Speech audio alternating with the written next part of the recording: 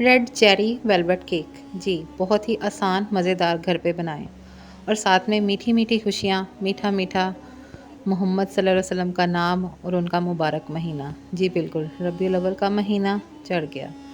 الحمدللہ ثم الحمدللہ، اللہ رب العزت کا ہے پایا کرم کہ ایک بار پھر ہم ربیع الاول شریف کا بابرکت مہینہ دیکھ رہے ہیں۔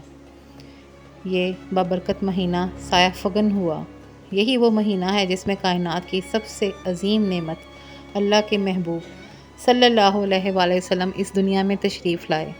یہ وہ دن ہے جب اندھیروں میں روشنی اتری، غموں میں خوشیاں اتریں اور ظالم دنیا عدل و انصاف سے جگمگا اٹھی۔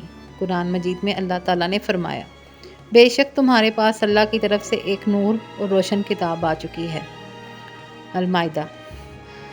علماء کرام فرماتے ہیں کہ یہاں نور سے مراد خود سرکار دو عالم صلی اللہ علیہ وآلہ وسلم کی ذات اقدس ہے۔ ربیع الاول کا مہینہ ہمیں محبت رسول صلی اللہ علیہ وآلہ وسلم کی یاد دلاتا ہے۔ صحابہ کرام رضی اللہ تعالیٰ عنہ نے اپنی زندگیاں سرکار کی غلامی میں گزاریں۔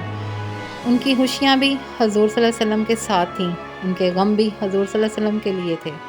آج ہم پر لازم ہے کہ ہم بھی اس مہینے کو صرف چراغاں یا میلاد کی محفلوں سے نہیں بلکہ اپنے اعمال سے سجائیں، سچ بولیں، والدین کے فرما بردار رہیں، نبی صلی اللہ علیہ وسلم کی سنتوں کو اپنائیں۔ حضور صلی اللہ علیہ وسلم نے فرمایا، تم میں سب سے بہتر وہ ہے جس کا اخلاق سب سے اچھا ہے، بخاری شریف۔